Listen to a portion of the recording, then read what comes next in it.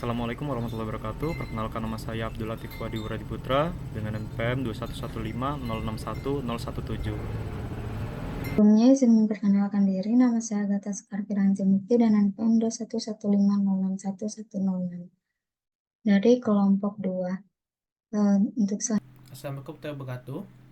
Saya perkenalkan diri, nama saya dari Tega Sakalin dengan NPM 231506102. Assalamualaikum warahmatullahi wabarakatuh. Sebelumnya izin memperkenalkan diri, nama saya Nabila Sawa Al-Qaida dengan PM 2315061034 dari kelompok 2. Assalamualaikum warahmatullahi wabarakatuh. Izin memperkenalkan diri, nama saya Alden Tisyani Putri, NPM 23150610446 dari kelompok 2. Di sini saya akan menjelaskan tentang apa itu Kubernetes. Kubernetes adalah platform open source yang digunakan untuk otomatisasi pengelolaan kontainer. Dengan Kubernetes, pengguna dapat dengan mudah mengelola aplikasi yang terdiri dari banyak kontainer, termasuk dalam hal penyebaran, penskalaan, dan pengelolaan sumber daya secara efisien. Kubernetes memungkinkan aplikasi terdistribusi di berbagai node atau server dalam cluster, memastikan kontainer tetap berjalan dengan lancar, serta dapat dipulihkan atau diskalakan secara otomatis sesuai kebutuhan. Kubernetes mengelola kontainer melalui unit yang disebut pods, menyediakan load balancing, penskalaan otomatis, serta manajemen jaringan dan menyimpan yang terintegrasi. Ini dirancang untuk mempermudah pengelolaan aplikasi dalam skala besar, dengan kemampuan self-healing dan penjadwalan kontainer secara efisien. Selanjutnya di sini saya akan menjelaskan mengenai tujuan utama dari Kubernetes, di mana yang pertama di sini terdapat otomatisasi pengelolaan kontainer, di mana Kubernetes ini mengotomatisasikan penyebaran, pengelolaan, dan pengawasan kontainer sehingga mengurangi beban kerja operasional dan meningkatkan efisiensi. Yang kedua ada penskalaan aplikasi. Pada penskalaan aplikasi ini, Kubernetes memungkinkan penskalaan otomatis aplikasi berdasarkan permintaan, baik secara horizontal, ini menambah jumlah pod, maupun vertikal, menambah sumber daya pada pod. Lalu yang ketiga ada keandalan dan pemulihan. Dengan fitur seperti self-healing, Kubernetes secara otomatis mengganti pod yang gagal, memastikan aplikasi tetap berjalan dan meminimalkan downtime.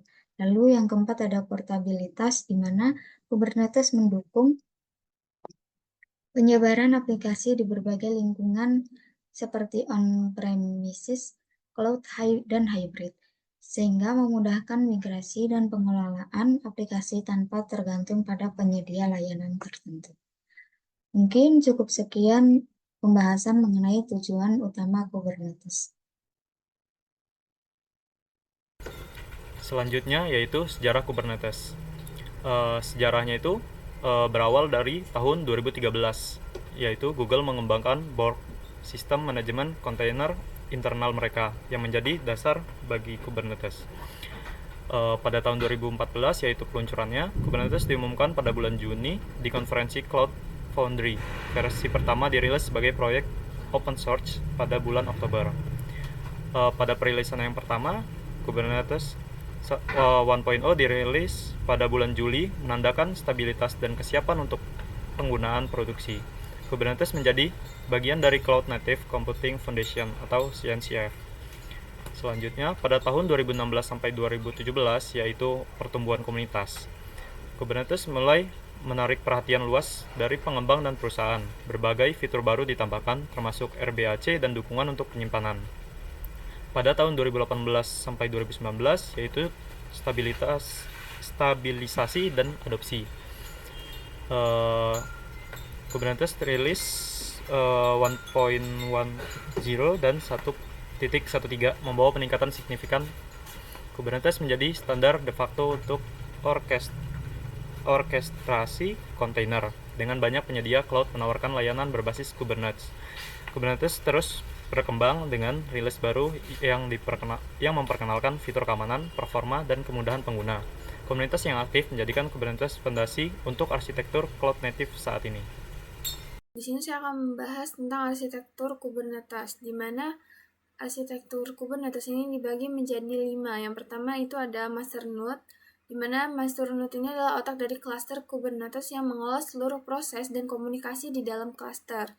Jadi masternode ini menjalankan berbagai komponen utama seperti IP server, controller, control manager, scheduler, dan lainnya.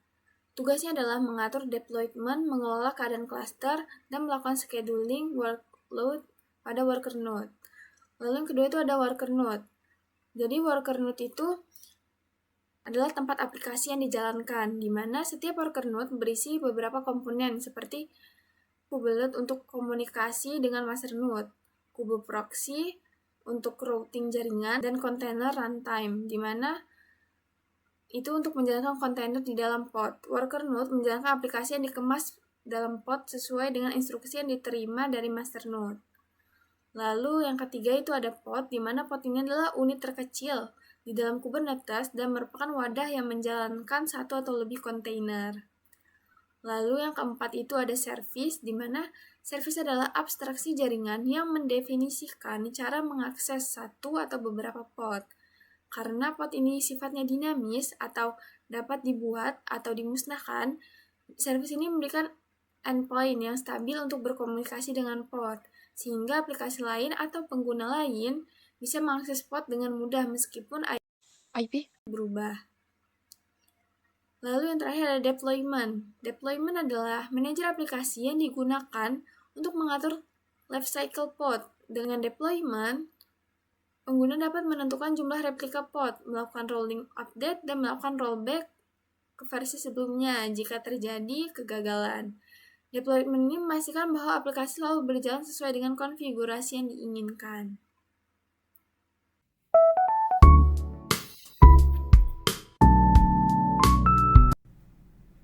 Baik, selanjutnya saya akan melakukan demo untuk Kubernetes. Pertama-tama kita akan cek dulu apakah Kubernetes sudah terinstall. Untuk menginstal Kubernetes kita bisa menggunakan Docker Desktop dengan buka setting, kemudian mengenable Kubernetes di menu setting. Selanjutnya kita klik saja sini kubectl get nodes. Nah, di sini kita bisa melihat Kubernetes sudah berjalan. Kemudian kita klik kubectl get deployment.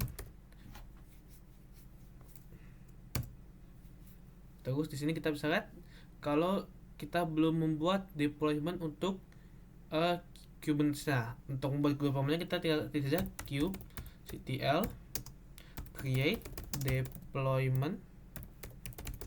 Kita kasih nama saja di sini tutorial. Terus kita kasih aja image-nya menggunakan nginx. Terus kita klik enter. Maka dia akan membuat Kubernetes dengan nama tutorial. Selanjutnya kita akan cek lagi di sini apakah sudah terbuat.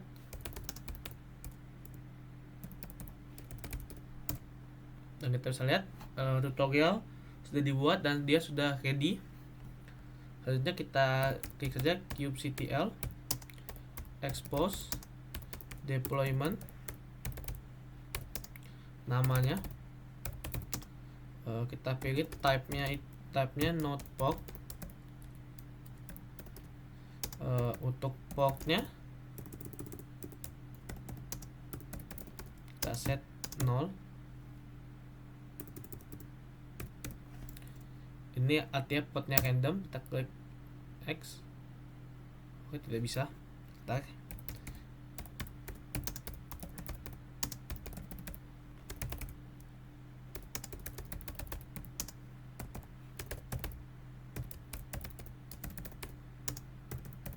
Untuk portnya kita set aja sebagai 80 di sini. Oke, dia sudah terexpose dengan port 80. Kemudian kita cek lagi di sini, kita cek apakah dia sudah tersambung ke portnya. Kita gunakan get cvc.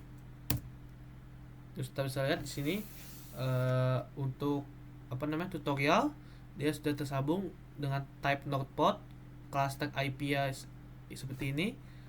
dia tidak punya external IP dan untuk portnya itu 80.321.203 TCP dan baru berani selama 14 second. Selanjutnya kita bisa mengsplit Kubernetes dengan cara menggunakan kubectl scale deployment tutorial kita set sini replikas sama dengan 2. Nah, dan kalau misalnya kita klik sini kubectl get deployment, maka kita bisa lihat di sini dia ready 2, yang berbeda dengan sini yang di mana ready sudah 1. Jadi dia berhasil terpecah begitu. Dan kalau misalnya kita klik kubectl get pods, kita lihat di sini kalau sudah yang pertama itu sudah running selama 2 menit 45 detik dan yang kedua itu sudah running selama 24 second. Selanjutnya kita bisa mendelete deployment kita dan klik kubectl delete deployment tutorial. Nah, terus kubectl-nya sudah keluar dan kalau kita klik sini kubectl get deployment dan terlihat sini deployment-nya sudah terhapus. Baik, sekian dari saya. Terima kasih.